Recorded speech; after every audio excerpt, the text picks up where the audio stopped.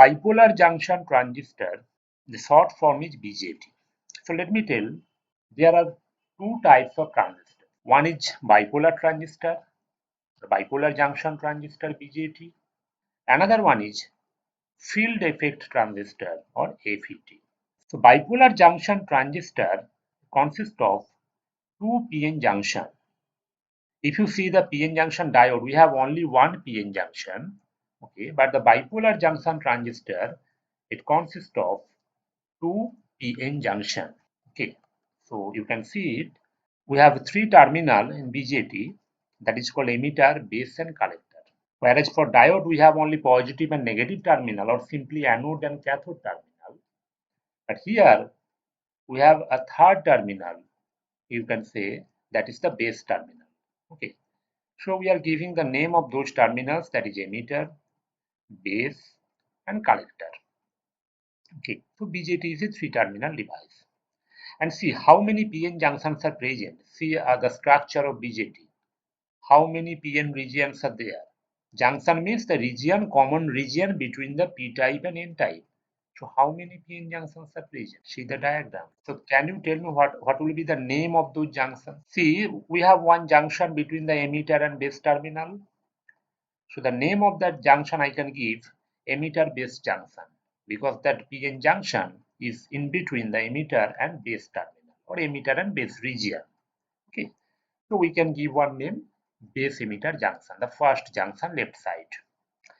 Similarly, another one junction we have in the right side in between base and collector terminal. So we can say it is a base collector junction. An interesting thing is that the entire working mechanism of BJT, okay, where the BJT will be conduct, where the BJT is on or off, that totally depends upon this property of those PN junctions.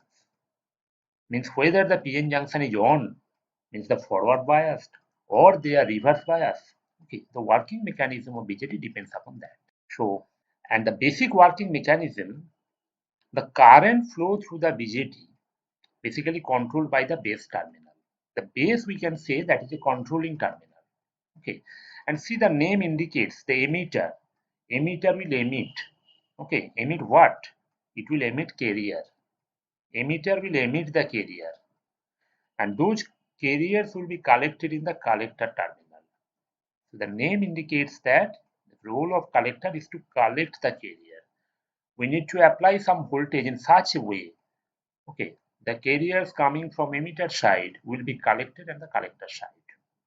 Okay, and see in between emitter and collector, okay, the base region is there. So of course the base will control the flow of carrier between emitter and collector. So base is the controlling terminal. How the current will flow, how much current will flow. So we can say base is the controlling terminal of transistor. Now there are two types of transistor. As you can see the diagram, depending upon the doping you are using or the N and P region you are using, the first one is NPN. See, the N is emitter type is N type doped, base is P type doped, and collector is N type doped. Second one, the bottom one is PNP transistor. The emitter is P type, base N type, and collector N type, P type. So those are the first basic fundamental things related to BJT.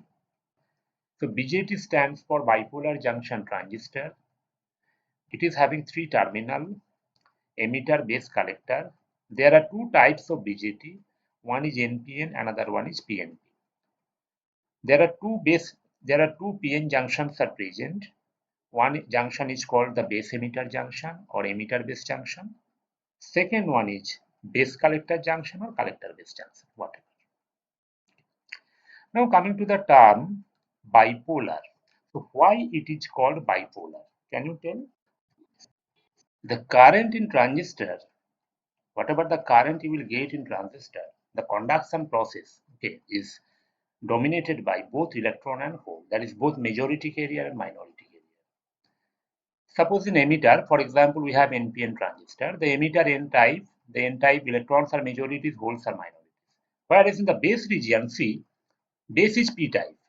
So here holes are majority carriers and electrons are minority carriers. And see, this current is flowing from emitter towards collector. So both majority and minority carriers are responsible for the current conduction process. That's why it is called bipolar. And see the symbol. This is the symbol of transistor. See, every semiconductor device having some symbol. We know the symbol of diode. We know the symbol of Zener diode. We know the symbol of resistor, capacitor, inductor. Similarly, the transistor having some symbol. First thing is that see the shape is same, the symbol type is same, only the difference in arrow. Okay, only the difference in arrow. See, the arrow will be present in emitter terminal. In transistor, always the arrow will be in emitter terminal, not in base or collector terminal. So the arrow will be present only in emitter terminal, not in any other terminal. And the current direction, see, that means the arrow is present in between base and emitter terminal, basically. And the direction will be from P side to N side. Check for NPN transistor, first one. Okay, the current flowing from P to N, that is from base to emitter. That means the arrow is in a downward direction. Okay, outward direction. Okay, current flowing from base to emitter. Okay, for NPN.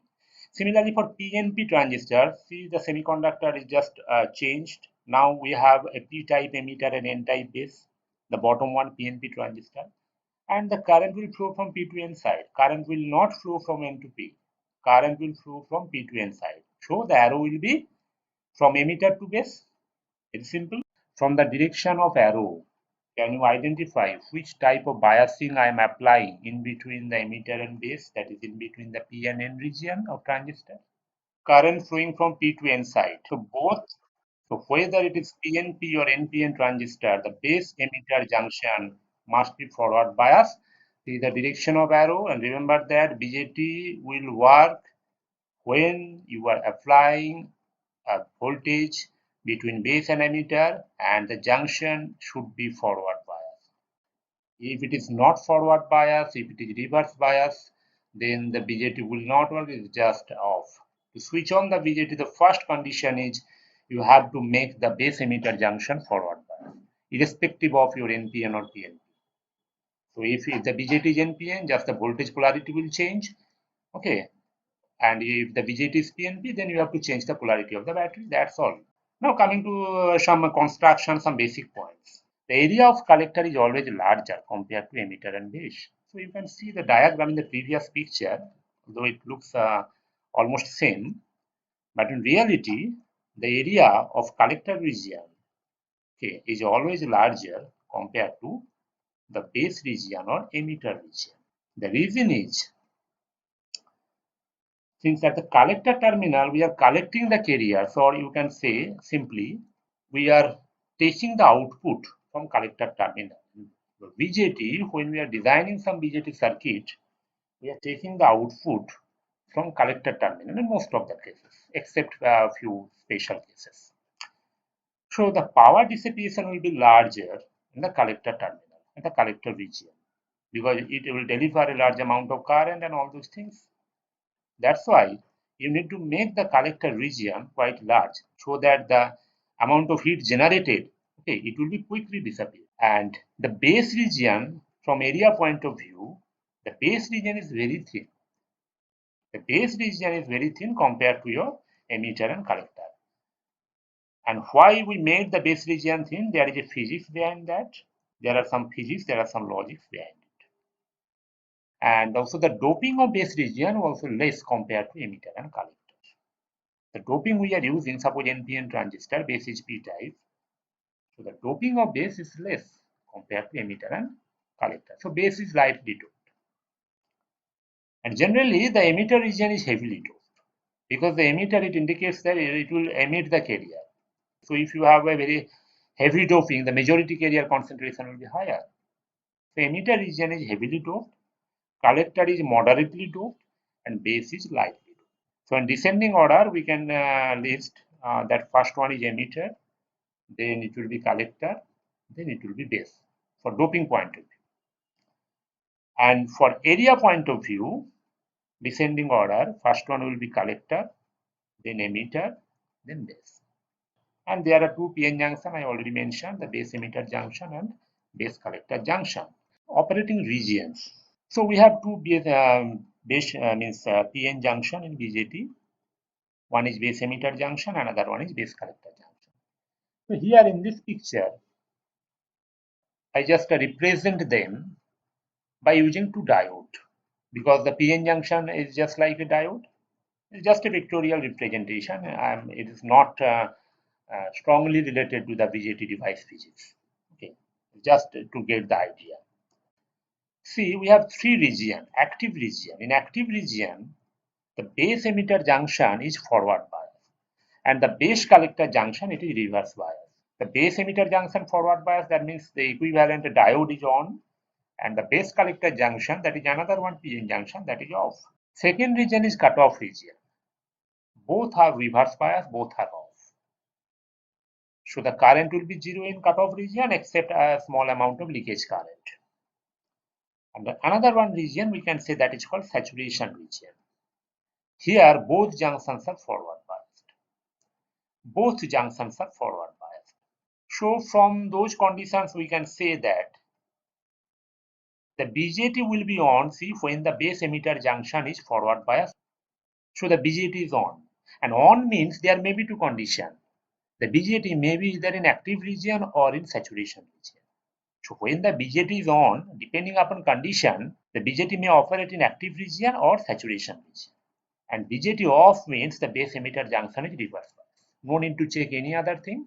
If the base emitter junction is reverse bias, simply the BJT will be off. Now, depending upon the base collector junction, whether the base collector junction is forward or reverse bias, you will get active region or saturation region, depending upon the base collector junction. So we have three regions, and more technically, because in some textbook I'm mentioning, otherwise you people will be confused if you see some other reference, other textbook. In some textbook it is mentioned there are 4 operating regions. That is also true. 4 operating region means the active region divided into 2 different categories. One is called forward active, another one is called reverse active. The region mentioned here, that is called forward active, and if the region is just opposite, it is called reverse active. It is called reverse active. 3 different operating region: active region, saturation region, and cutoff region of BJT. Okay, so remember that. And a last thing that is not here in the slide, we have 3 terminal in BJT: emitter, base, collector. So we have 3 operating mode. And operating mode, that is how you connect the BJT in the circuit, how the BJT is placed in circuit. We have, so BJT is a 3 terminal. So if we consider it as the input output device, so it's a 3 terminal device. So which one will be input, so which one will be output? It's very confusing. So that's why the one terminal of BJT we consider that is a common terminal between the input and output. One terminal, we consider it as a common terminal between the input and output. Suppose if we make the emitter terminal common, we have a BJT, we make emitter terminal common. So rest of the terminals are base and collector. So if emitter is common, base is the input and collector is the output. So this mode is called common emitter mode. So depending upon which terminal you are taking as a common, we have a mode of BJT. If we consider emitter is common, we have common emitter mode. If we consider base terminal is common, the mode will be common base mode. And if we consider collector terminal is common, the mode will be common collector mode. And when you will connect the BJT in a circuit, you have to select any one of those modes.